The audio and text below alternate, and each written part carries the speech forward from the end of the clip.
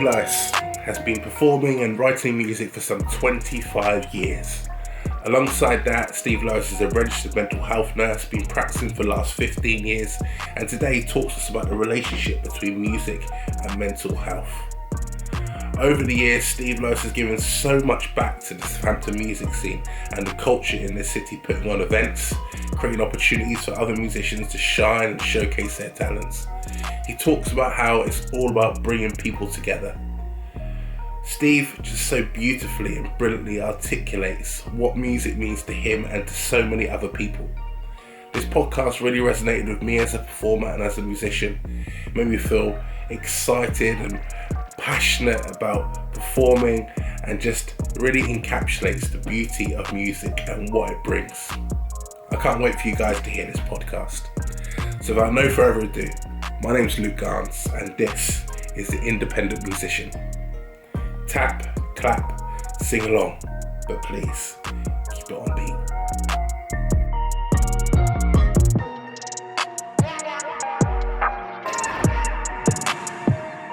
So hey Steve, welcome to the podcast. Thank you for joining me so early on this Sunday morning. I know we've both got our cups of Yorkshire at the ready, and Yep. Yeah, it's great to have you here. Lovely to be here, Luke, on your Good first stuff. podcast. Good stuff, yes, the first one of many. So welcome to all you viewers that are joining in as well. So anyway, so the first question I want to ask you really, Steve, and then we're going to, of course you can tell us all about you and what you do. But first question really is, what does music and being a musician mean to you? Bit of a philosophical question really, but yeah. At this time in the morning. Yeah, well, I mean, music's been a huge part of my life. It's been like, I think it's ever since I started, I'm going to take it back to like when I moved down from Yorkshire down to a new school, and basically I'd been playing guitar a little bit with a friend up in Yorkshire.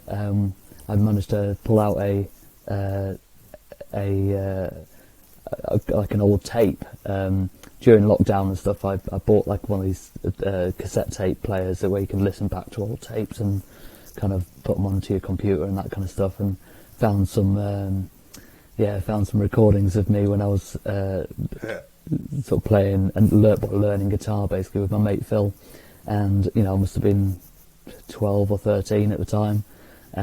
So it was all kind of basically mostly Oasis songs and Green Day, and then sort of from then, obviously when I moved down to Wokingham, which started a new school in year 9 of school.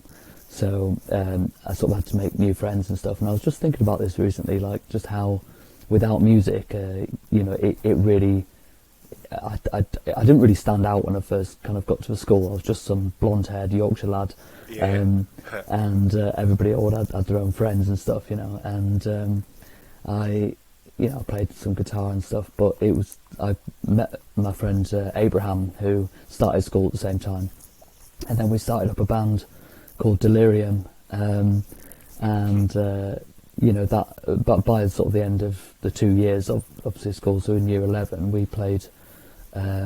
We'd written a few songs and stuff, and we had a drummer and guitarist, and played at my leaving ball and stuff, and it just kind of, it gave me an identity. Nice. It gave me sort of something that I was really good at, and it allowed me then to put on some events and stuff as well. So I was doing events in the Wokingham Village Hall in Embrook, and at what age? That was, I was probably 16, 17 by then. Wow. So I put on like a few bands and stuff from the local area, and my brother's band, he was in a band called Circus Act, who were like a punk band, and I played bass on one of their in the studio at Riverside Studio, I think it was called, and put on a was it Riverside? No, it wasn't Riverside, can't remember, but we put on, I sort of played bass on one of their tracks, and so I actually learnt bass first, and then acoustic where I just taught myself really. So, Nice. but yeah, we had some really good like little all day kind of events down at this village hall. Sold tickets, and when we got old enough, people would bring cans of beer in and stuff, and it was great. So it gave me an identity. It gave me kind of a purpose to, just to connect really, and just to connect with, with different people, and obviously something I really enjoyed, and it's kind of ever since then. It's kind of just, not obviously you don't realise at that kind of age, what that it might sort of become something that you do a lot more. Yeah, sure. But it's always been something that I've really linked to, and I guess it's just because I just love the social aspect of it, as well as and just being able to share music, write something new and then share it and see people enjoy it or not enjoy it. Yeah, exactly. Yeah. It's a two-way thing, isn't it? Yeah. So so I mean and then I started playing in the pubs and doing a couple of hour sets and stuff in the pubs, and still play some of the songs, the cover songs that I used to play then now. So it's Well, that's awesome, because I think you've perfectly answered that question, because you spoke about it giving you identity, purpose, a passion, sort of like giving you kind of what you want to kind of do in terms of socialising with friends, and kind of just tying it all together. So that's brilliant, really, and people will be really interested to hear, I think, what it does mean to a musician as well, to be a musician, and why they've got into it. So that's great. So just going back to the pandemic, what was it like for you being an independent musician at that time?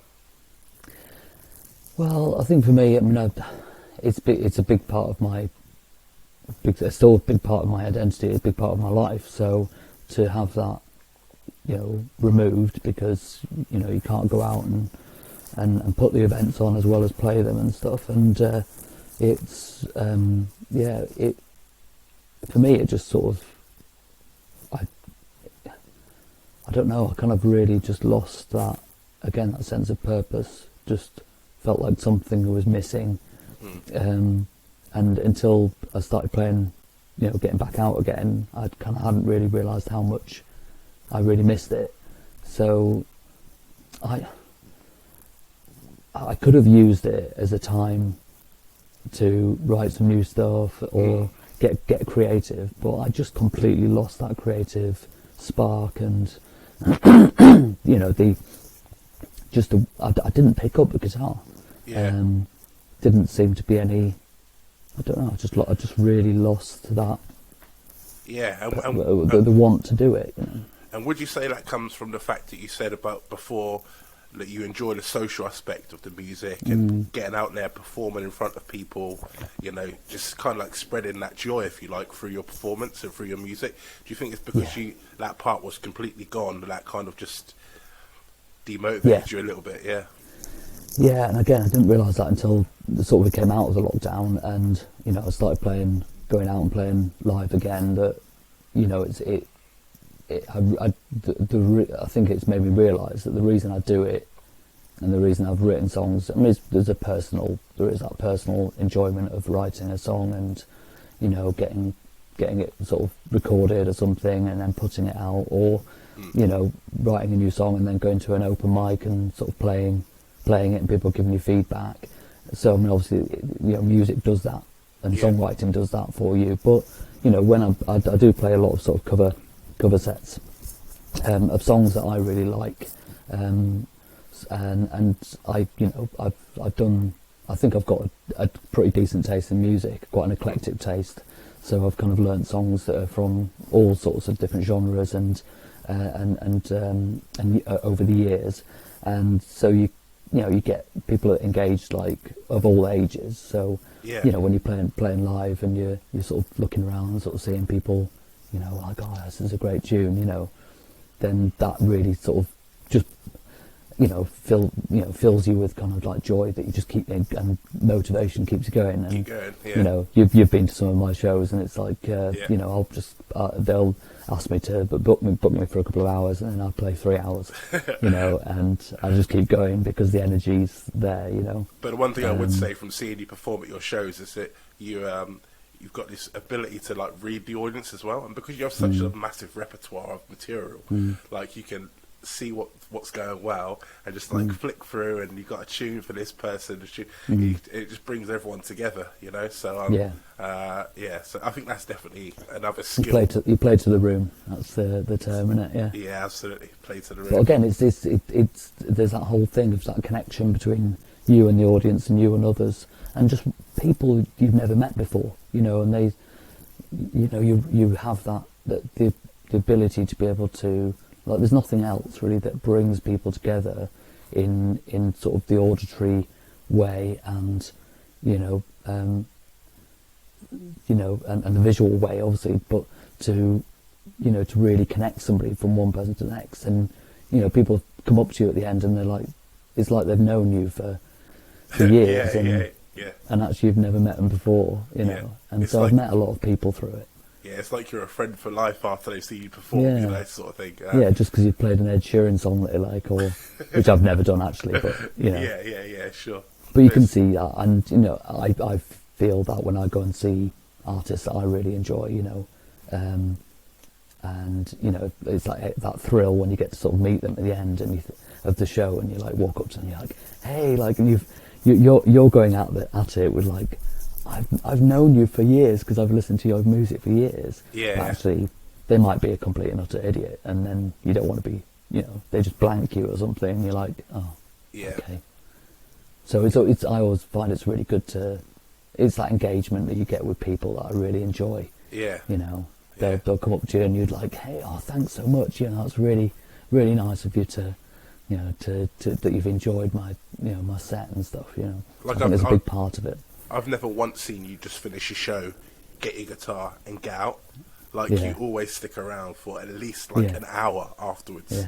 Yeah. You want to have a beer, you want to chill, you want to talk to people. And I think that's what it's about, because otherwise, I mean, what are we doing really as musicians and performers? Like, if we're just going to turn up, perform, and then get out, because it's not, some people might see this as a job, but it's like a passion, you know what I mean? And engaging, meeting people, sharing something, because that's what we're doing. When you're performing, you're opening yourself up. And like, even myself, when I'm on percussion or whatever, like, I'm not singing or nothing, but I feel like I'm giving something out. You know, and that's what it's about. So that's and just seeing. I mean, in terms of the pandemic and the lockdown and stuff, it's also the fact that that's had an effect on people psychologically. It did with me because of the isolation.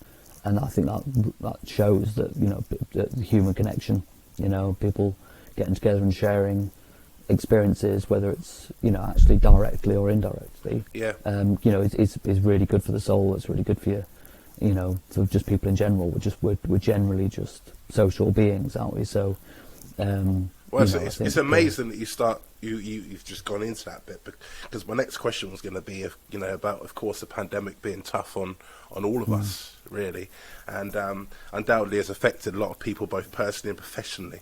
But as somebody yourself who works in the mental health arena, as a specialist in that area, I mean, what would you say? Can you tell us a bit about your role, and what do you think relation between music and mental health is? Yeah, well, I think it's a really powerful thing. I mean, again, just strip it down to the bare bones of human construction. Who we are. I think we need. I think just music is a really, really powerful connector. It's a really it can lift you up. It can make you. It can change your mood. If you listen to a sad song and it kind of makes you feel a certain way, and then but equally you can listen to something like James Brown, Get On Up kind of stuff, and it gets you motivated.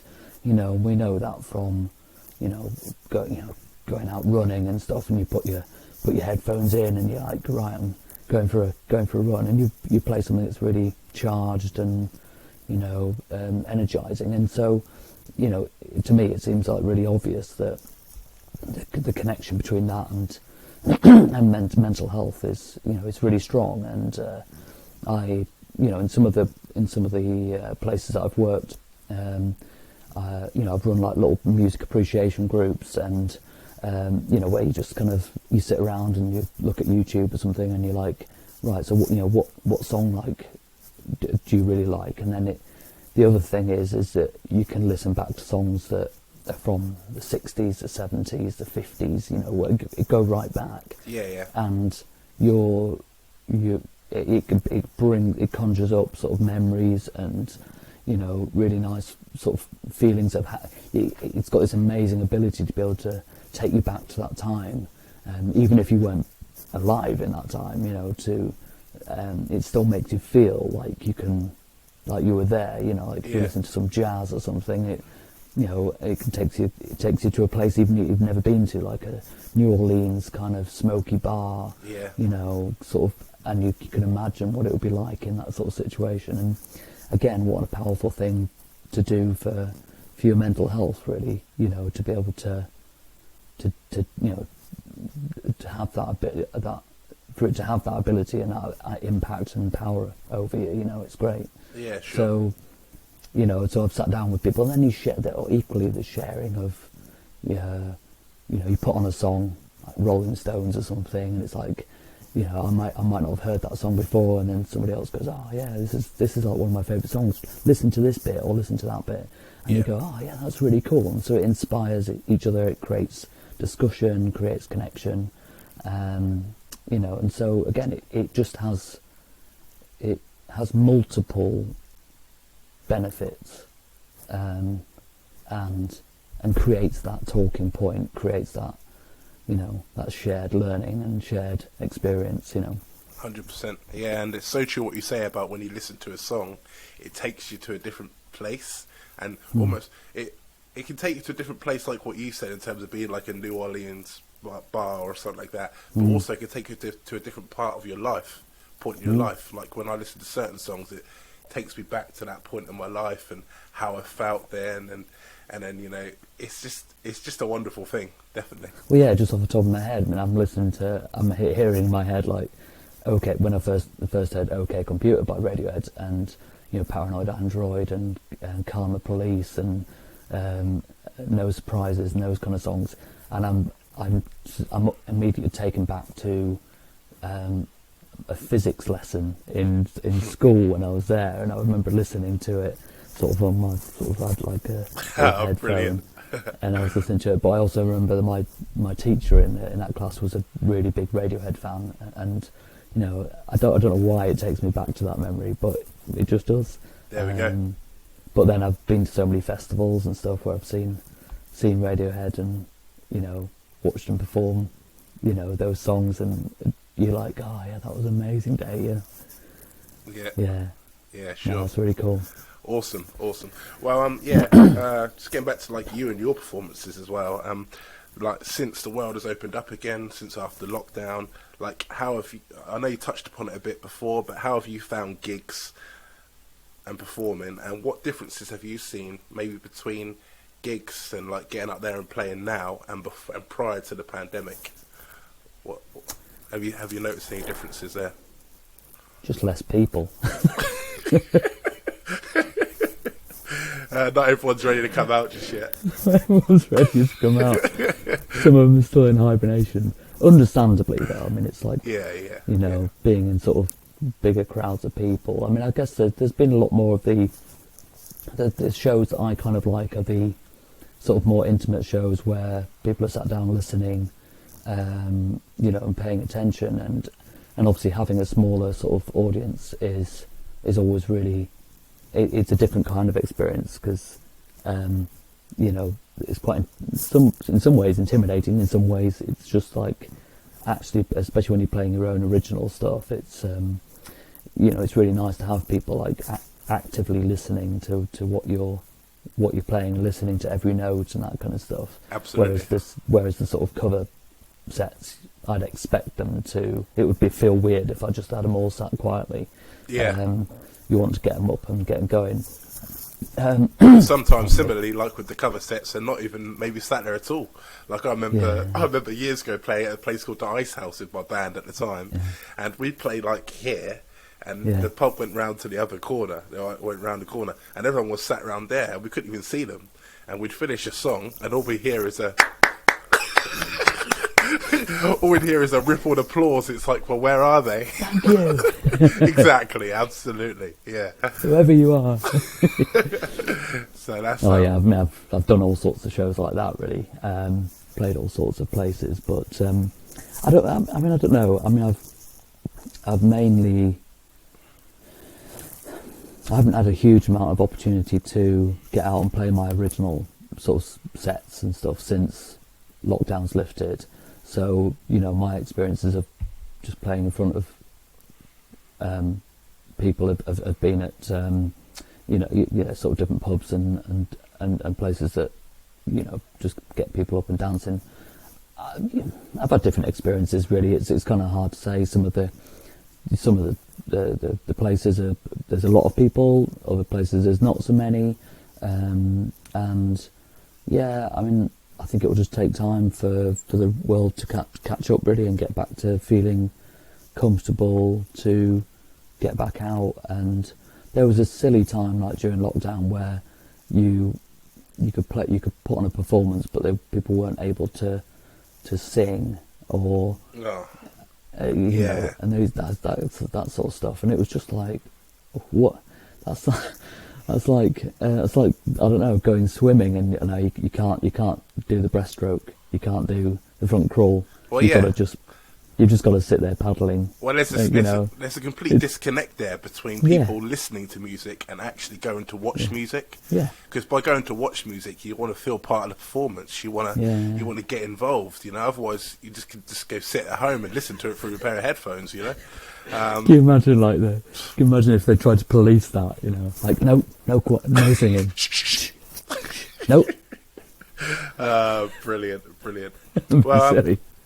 Well, yeah. So yeah, it's, I mean, I'm hoping things will start to return back to some sort of normal. But like I say, everyone's in their own, everyone has their own, feelings about it, and I could completely appreciate, people not feeling confident, comfortable, sort of as this, this changes, as it sort of evolves and stuff. People are just, they don't know if they're. It does send the fear into you, a sense of sort of, that you're going to get some, you're going to be wiped out for like 3 or 4 months, with like long COVID, if you just because you went to a show and sat next to somebody for so long. So I agree. Yeah. Well, yeah. I mean, having the privilege of like knowing you and being a great friend for so many years. Feelings mutual. Cheers, buddy. If there's one thing you always are, that's busy. Like, you're always, like, I can't even recall a moment when you're not doing something or contributing in some way to, the music culture of Southampton and the industry as a whole. Of course, you work with many different, like, other organisations that you're a part of and stuff within the industry. Can you tell us a bit about that? Yeah, I mean, again, right from moving down to Southampton about 20 years ago, I've always wanted to be, I went to a couple of the open mics and at the Hobbit and the Talking Heads, and then wanted to put on my own shows, and from that sort of got involved with the people arranging a festival in Southampton called the Access Fest, which we ran for 5 years. I've been involved in we're working with the sort of the council for like Let's Ride and and I think we did a Chinese festival, and it was just whenever I can get involved with the wider community, I really love it, and it's again, it's that additional element to music that I really enjoy and get a lot of passion out of. It's just bringing people together. I think it's a really it's a really amazing thing to do. So yeah, so I've always looked for opportunities where I can get people together, and I was trying to think about the dates. I think it was around 2016 when I started up. I heard about, I've been going to, in 2009 I went to a few shows in Winchester for an organisation called So Far Sounds, and it's like intimate experiences in unique spaces. So Winchester obviously has got some really lovely sort of houses that people host sort of shows, and then obviously some really lovely architecture and buildings that are really unique. So went to quite a few of those shows, and everyone's quiet and sit down on the floor, and I was like, wow, this is amazing. Like, this is really, there's such an energy in the room because everyone's there, for the same reason. So jumping on a few years after that, I had the opportunity to be able to take over the So Far shows in Southampton. So I applied and got accepted to start running shows and started putting on monthly events in Southampton. But again, that allowed me that connection to places that you wouldn't generally get access to as just some random bloke who walks into a place and goes, oh, can I put on a show here? Because it has such a name to it, 'cause it's a global organisation. Yeah. It gives you that little bit of a green card to kind of get access into some of the really unique spaces that Southampton has to offer. So yeah, I got involved with that, and through that met a guy called Peter Nicholson, who has become like my closest friend. Really, he's really enthusiastic, really passionate about music, really wanting to kind of put shows on like this. So it really linked in with his passion as well.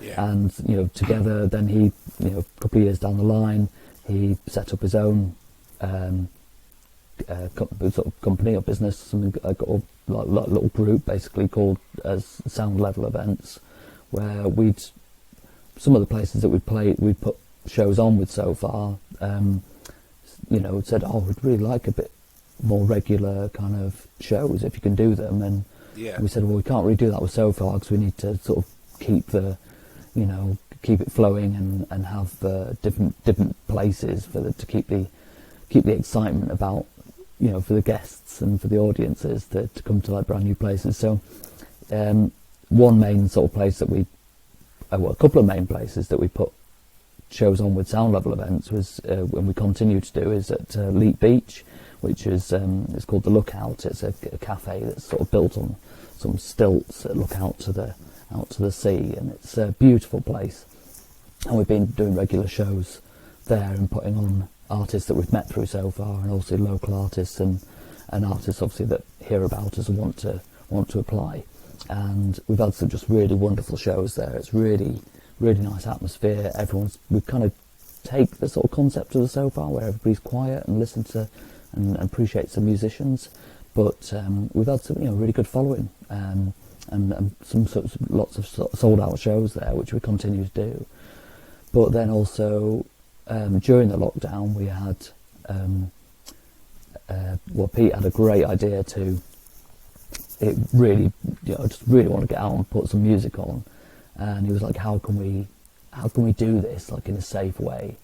So he thought about having a drive-in concert where you have the car, and the sort of distance of the car is roughly around 2 meters, and then you have everybody gets out on one side of the car, and then you have another car, obviously, and everybody gets out, so it's kind of nicely spaced. Yeah. And so another venue that we'd found through and put on some really nice shows with So Far was the Royal Victoria Country Park Chapel, which is a huge place, and it's got a lot of history to it. It used to be a place where the like ward veterans and that kind of stuff would go and get medical treatment and that kind of stuff.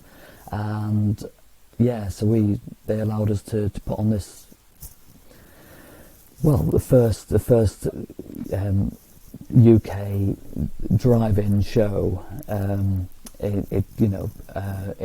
So the first one in the UK, which was a remarkable achievement, and especially during lockdown as well. Yeah, I'd say.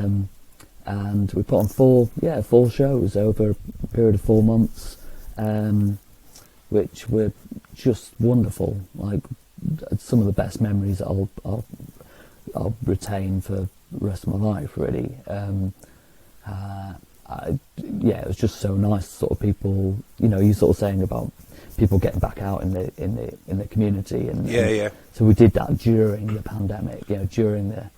And everyone was just buzzing, just absolutely loving it, but trying to keep safe and stuff as well. But I can vouch for that as well. Yeah, hooting their horns, and we've got you playing, man. I came up for a couple of them. I came and opened up for a few of them, and people were just so happy, and to see people like so excited to be out enjoying music after such a long time away with the pandemic, and everyone was so inviting. You could walk around the cars afterwards and have a chat with people, keeping social distance. And it was just a really well run event.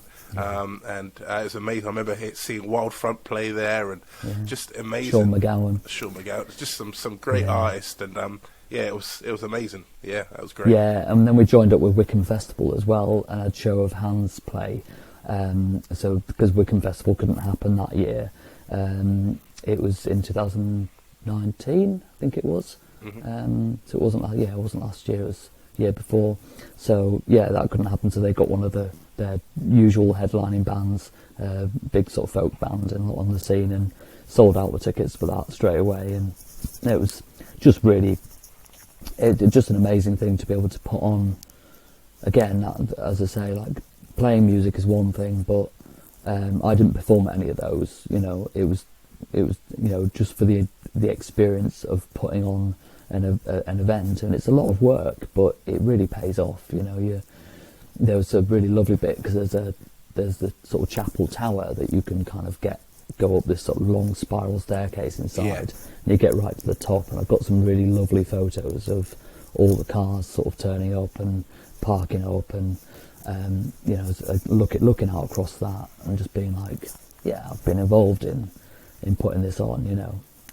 It's great. So Pete's really inspired me a lot, and there's he's got some really great ideas and just puts them into action, which really works for me, because I'm that sort of, I like to work with other people rather than doing things on my own. But collaborative effort. But you kind of, again, it's that shared experience when you've kind of done something like that, and you're like, such good fun.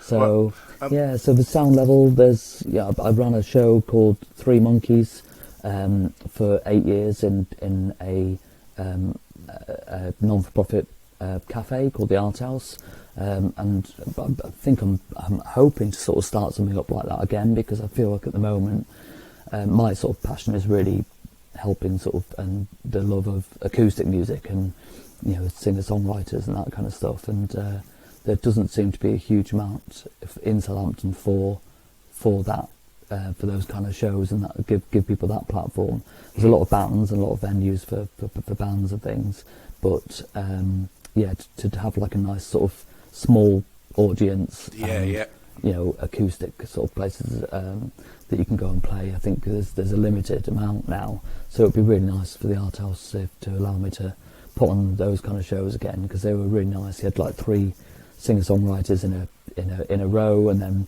a bit like in a round kind of session over in America. They do them quite a lot in the house concerts and that, and you have one person playing at a time in a round, and again it breaks up the sets a bit, and people, the musicians are sat there like listening to other person's songs, and so it's a really nice show. So I'd like to kind of put that back on again, but that was a really good experience. It's funny you say that, because firstly, I just want to say, after everything you've just told us that you've been doing over the years, personally, I want to say thank you for your like relentless contribution, to music and the industry, because, like I said, for as many years as I've known you, which are many, you've always been doing something within the industry, and I think you're also very underrated in terms of what you do, and I've always thought that, because the amount that you have, I know you give props to other people like Pete, and rightly so, but you've been around for years, doing these things since you were 16, as we now know, setting up shows. So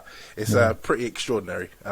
Thanks, but why do you feel so passionately about giving opportunities and a platform to other independent artists to get out there and perform? Why do you feel passionately about that?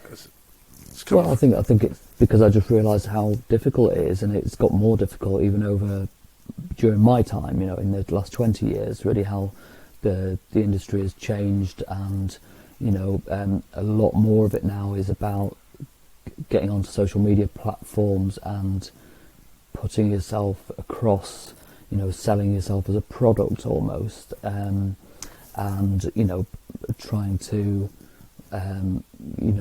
keep releasing, keep creating content, rather than. And I think as soon as you use the term content, you think, you obviously every song that somebody creates is an absolute. It's an absolute beautiful part of themselves that they've put the effort and the mental ability of songwriting, being able to sit down and create something out of nothing, in terms of a story or a piece of music, and you put that out and then stick it out there on a streaming platform, and then hope, with lots and lots of marketing, lots and lots of plugging people, listen to this,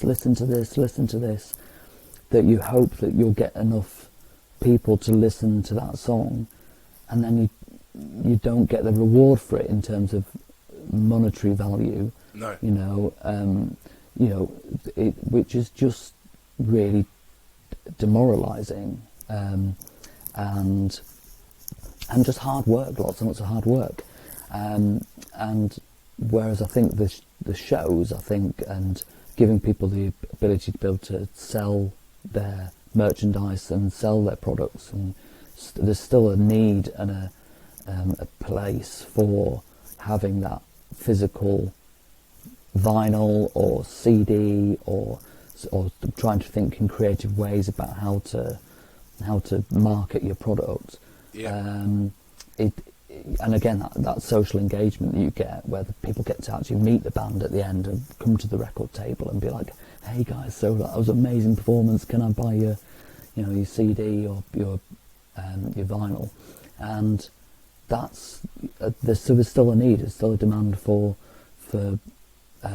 music performances and putting those on. And I just love seeing people, standing up on that stage and for the drive-in, and just looking absolutely, overwhelmed with joy that they're performing in front of, loads of people, and that I've had a big part in that.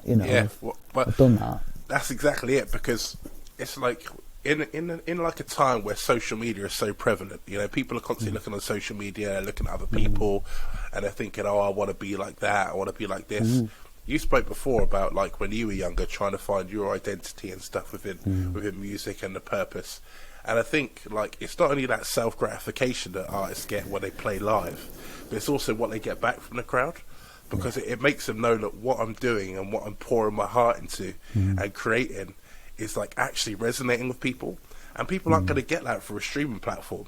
They're going to put out there, it's like, are people listening? Are they not? I'm not getting any feedback.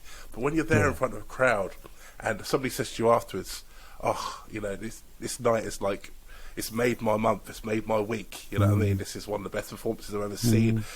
Just little things like that. It's like they go home, and even from two people, they just feel like, I'm there, I'm getting there, I'm on my way. Absolutely. Absolutely. And obviously you can go and spend money and going to see, big artists in huge concerts. But, I've been to the O2 in London a few times, and you just feel like a little speck of dust in the cavernous kind of space that is the O2 arena. And, and you think, "Oh yeah, is that Yeah, I think that's the artist I've come to see. Yeah, I can just about see them. Or you're watching it on a big screen, like you just get so detached from, you know. I mean, obviously, you're around other people, everyone's enjoying it, but then you get some guy next to you who's just singing out of tune, and you're like, I haven't come to hear you, mate. I've come here. I've paid hundreds of pounds, whatever it is, to come and see the act. Exactly. So having that, you know, I just fully believe, and I can speak from experience, that some of the best shows that I've been to and concerts that I've seen have been the ones that, you know, I've been involved in or that I've gone to in my local area. And, you know, you see bands like, you know, sort of Wild Front or Bash or Kitty O'Neill. The list is endless, you know, of acts that I've just been like, wow, this is. I'm like, I look around and there's maybe 40, 50 people, and you think, I've been a part of this experience, and I know this person, and I know that person, and, you know, you get the joy out of actually just being at a show and seeing people, you know, progress and move up. I mean, this is why, you know, with my album and stuff that I've done, I'll talk to you about that in a minute. There's there's an additional album that I did that involved like different local artists or musicians I've been involved in, and asked them if they can record some covers of my songs, because it's just like I love their music, you know, I love their artists, you know, them artists. So yeah, so I think I think it's just for that. It's just that love of seeing the creative process,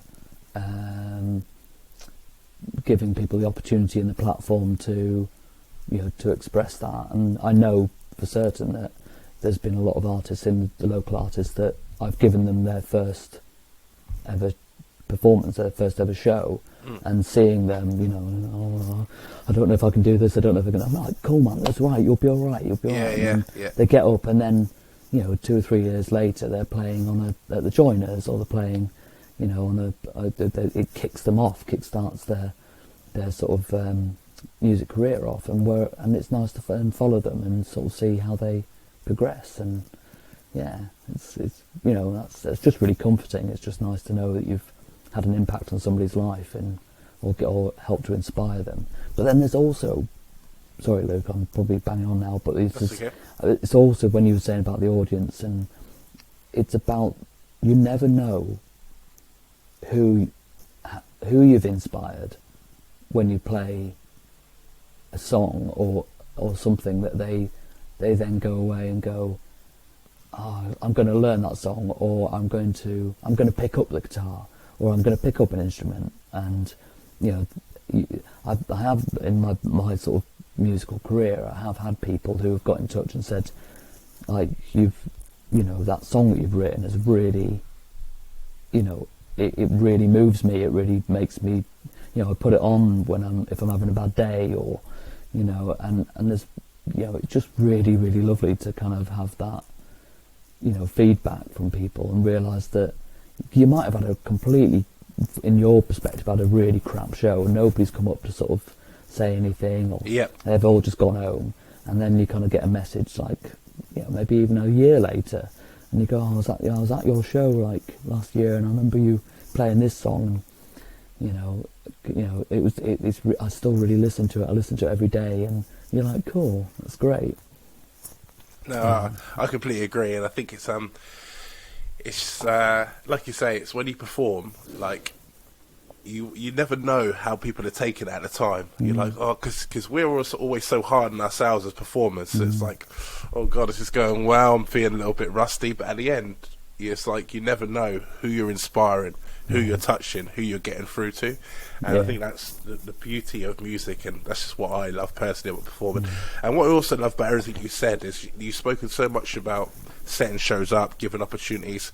I mean, of course, the podcast is called The Independent Musician, and I think that's just an amazing kind of, it just showcases so beautifully what you can do as an independent musician.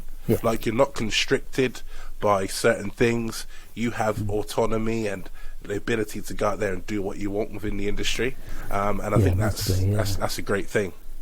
Yeah, and you always kind of hope that I think even the thing of like getting signed these days isn't the be all end all.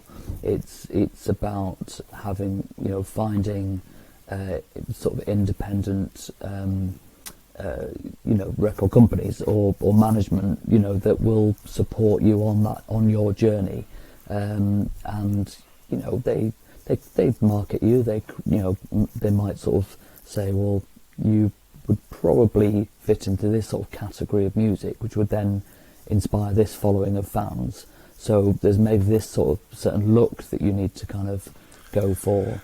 But you just hope that those people are going to have your interest in mind, and just want to support you and actually believe in you.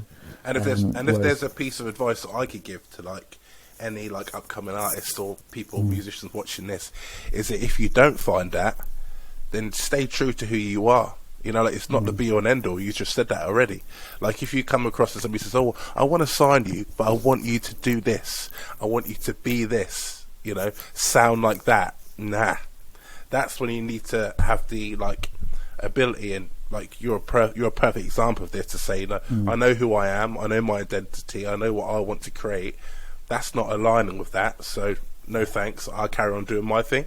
And I think that's an amazing bit of advice to give to other artists upcoming. Yeah, absolutely. I think again, just don't lose touch with who you are and what got you started playing music. Because if you start to feel that you're being led somewhere and you're ending up on just some sort of hamster wheel for to make money for other people, then or you're just a manufactured, on a factory line, then the soul gets taken away from the music, and but then equally it's really hard like myself, I've got music out and stuff, but it's really hard to kind of keep that motivation going, and the passion going when that you hope and that the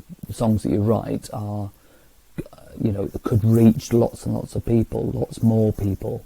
Yep. And there's always that kind of drive which you have as a child, or as a teenager, that when I was listening to Green Day or some of the 90s bands, Oasis and stuff, and you see people up on and you have that big dream that maybe one day you'll get on top of the Pops, or maybe one day you'll get on the big stage, and that is it's inside you.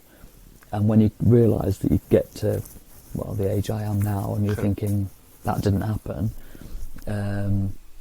that you can easily take that out on yourself and be like, well, maybe I just haven't tried hard enough, or I didn't get the big break or whatever, or always kind of thinking I wish I'd not gone into nursing. I should have just pursued my music career, and look at me, I'm so passionate about music, but why haven't I put more time into it? But I think over the years I've just kind of got to a stage where I've been like, my music's out there, it's if people want to, it's up to me if I want to market it, and I'm just proud of what I've achieved and what I've accomplished with my music. Yeah, because ultimately you've been true to who you are, and that's the most important thing. Now we're going to talk a bit about as we start to wrap things up, a bit about your upcoming album and the stuff you might be doing on that. But you spoke a bit about like performances and your performances live and stuff like that, and how you like to get the crowd going. And I'm delighted to say we've got a performance which we're gonna move to, one that you've recorded before. It's on YouTube. Can you just tell us a bit about this performance that we're going to see, and also your kind of performance style and your inspiration that you feel when you're on stage, and how you put that through in this performance, and then we can check it out.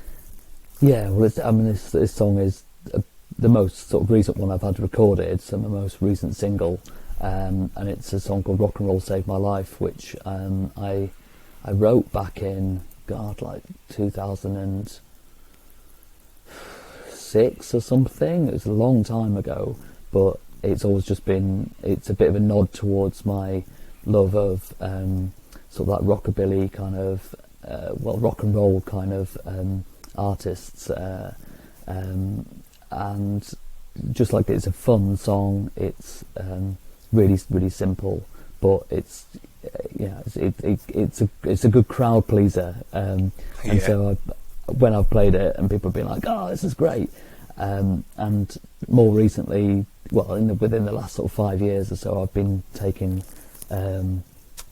sort of percussion instruments out to shows and stuff that I play, like shaky eggs and things that I hand around the audience at the beginning, especially if the So Far shows are great because everybody is in the same room, so you can kind of mug them for the eggs when they leave, so they don't nick them. Gets a bit expensive otherwise. Yeah, it does. Yeah. And so everybody starts like shaking things and getting involved, and it's an amazing sort of an extra connection.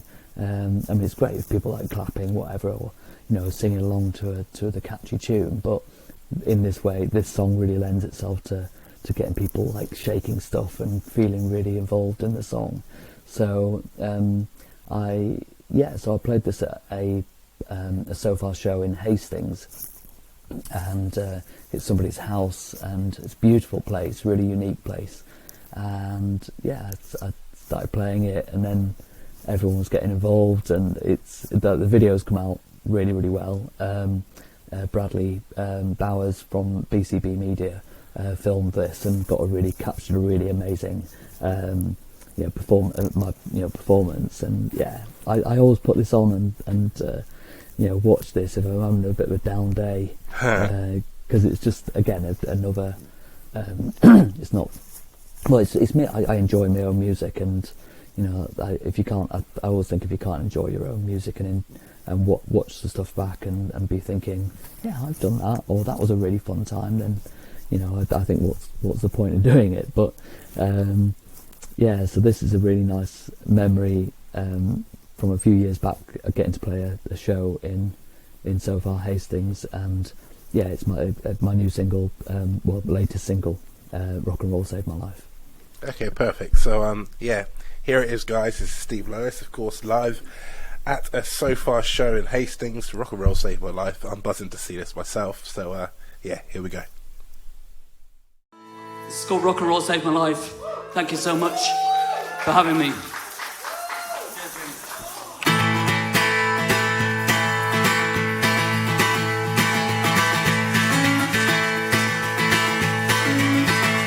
Well, I know my baby loves me. She tells me all the time. I've been trying to save some money. I've been working overtime. But I've been working so hard to take my baby dancing tonight. Come on, guys. Yeah!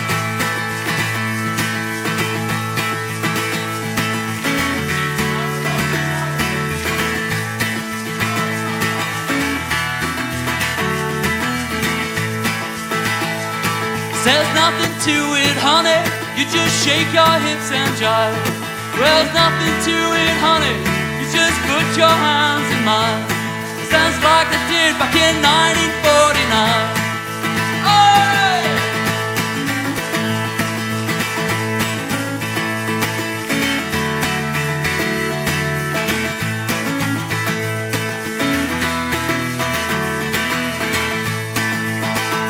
Well, on Monday I was tired and sick.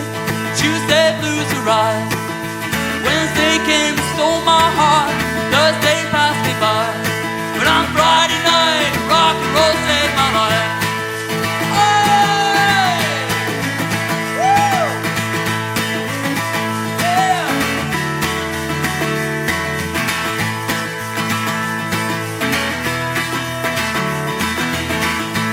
Right, ready?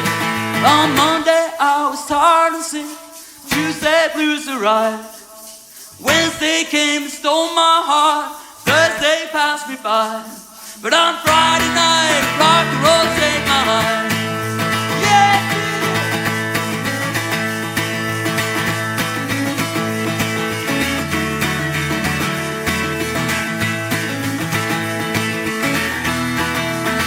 Well, it's it's time to shine.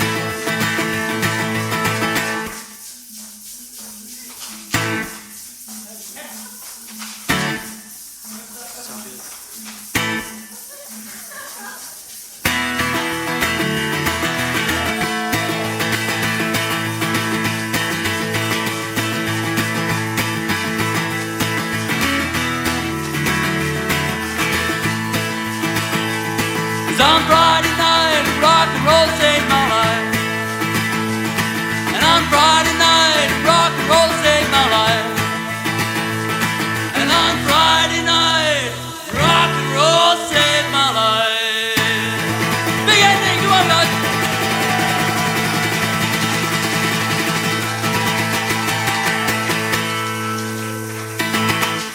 Thank you very much. Have a great evening, everybody.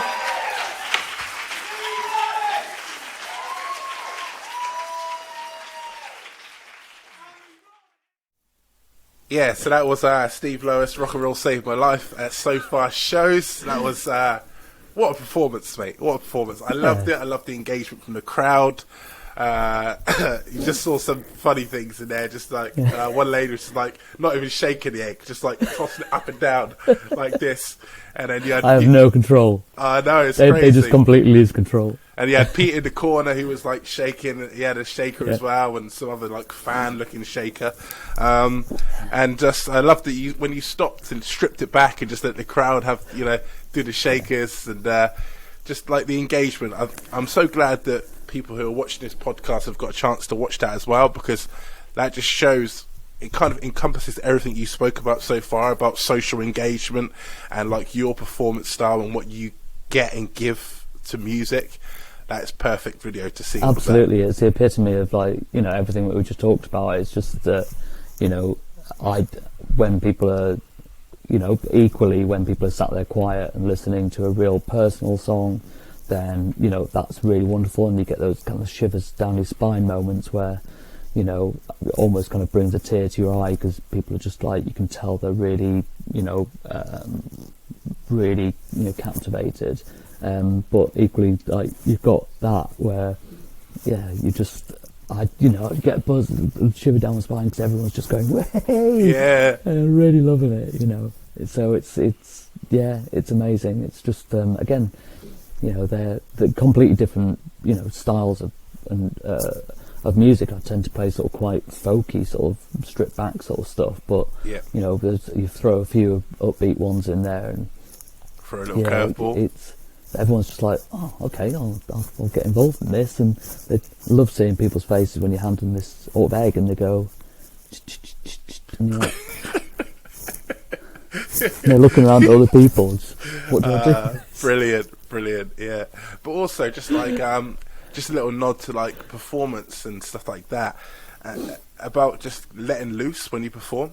Like there's moments there where you're just like, yeah, come on, you're just like, and just like. It's not contrived. It's not set or like pre-planned.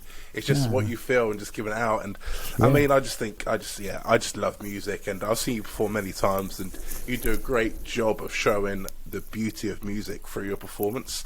This has been amazing, by the way. This podcast, I've loved. I've known you for so many years myself, and yet talking to you now at this like personal one-to-one level, and the fact that other people are going to get a chance, your fans, other people are just wanting to find new musicians and new artists and find out more about music, and going to get a chance to hear this and hear your story. It's delightful. Well, I mean, again, feelings mutual, man. I mean, I really feel that you could actually be, involved in a podcast, because what you've achieved and stuff over the last couple of years, especially like we've been faced with a pandemic, faced with a lockdown. And then you've kind of been thinking about creatively about how to, how can I still engage with people? And you've done your YouTube channel, which I thought, gosh, okay, that's a big sort of thing to take on, but you've kept it going. And for you to do this now, it was the perfect sort of progression to you make people feel really comfortable. I really love the sound of your voice. It's you've got a lot of energy and character in yourself. So it's a real pleasure to be a part of this podcast, and I'm sure that you'll you'll do incredibly well with it. And what an amazing thing to do for, local musicians, to give them a chance to have a chat about, about their experiences and things as independent artists. So I'll definitely be tuning in Awesome. to each episode. So I look forward to some of the amazing local musicians that you'll be having a chat with, and different people involved in the music industry in Southampton, and hopefully, further afield. Perfect. So, thanks for that, Steve. But before you go, can you just tell us a bit about what's coming up for you? I know you've got a new album that's hopefully coming out this year, I think. Just a quick little nod to that. I know you've been working with another independent musician in the production of this album. So yeah, just to wrap things up, that'd be great to hear a bit about that. Yeah, so I released Chapters, which is my album, full-length album, the first full-length album that I did, and that was in 2017, and it was it was an album which was the product of lots and lots of years of writing and trying to find the right people to record with, so getting local musicians and artists and things in to come and play and perform their instruments and things on my songs and bring them to life, and like yourself with your drumming, you played on a couple of the songs, and you've joined me a few times to play live and stuff, which is amazing. Yeah. And again, just bringing people together. I didn't want to just be like, I'll just go in there and just add a load of computer, driven kind of instruments. It's like there's nothing better than getting people together and showing off their talents as well to create create the album, which I'm really, really proud of. So that was called Chapters, and that was in 2017, and then within the same year, there's a live version of you and I. My biggest memory from that show was before we even started the first song, and you were like, "Welcome everybody. We're just waiting for Luke, really."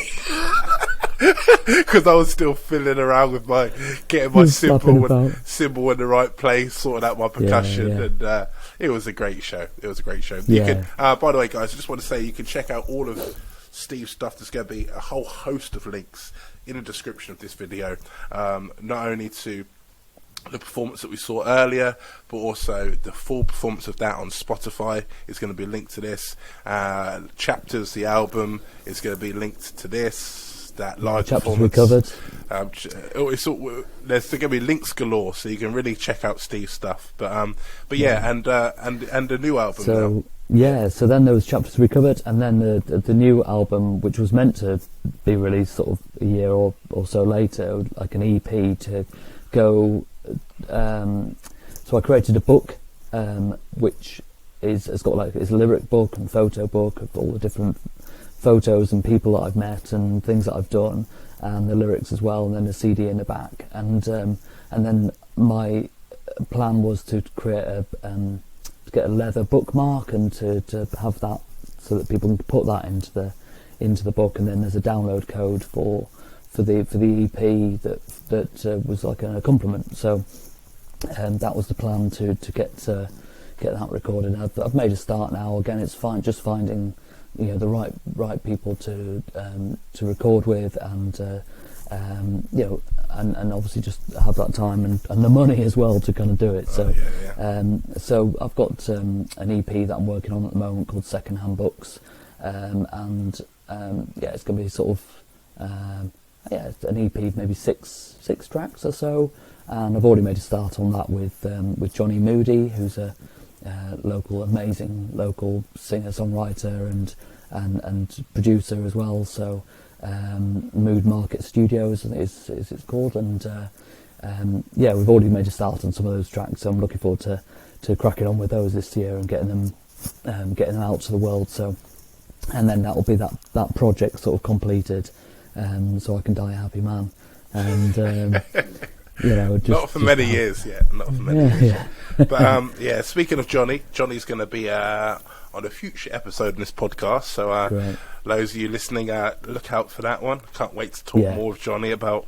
Absolutely, he's a lovely lad and really amazing musician. He had lots of experiences, so you'll really enjoy that one.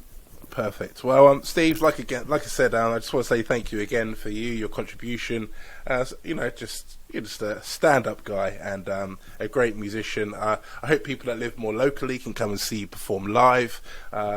If not, people who are listening to this from far afield, then of course there's so much they can listen to you online and still see your face and your performances through the wonders of videography on YouTube and stuff like that. So, of course. You are the first, Steve. So what we're going to be doing is there's going to be the person on the podcast is going to do a question for the next person, for the next guest. So I'm looking forward to hearing your question, and that will be asked to the next guest. But yeah, just to finish off, I just want to say thank you again for being on the podcast, and I'm looking forward to seeing more performances from you coming up and this new EP, and it's all very exciting. So thank you so much. Yeah, it's been a pleasure. Thanks very much. Cheers, Luke. Good luck. Thank you. Cheers.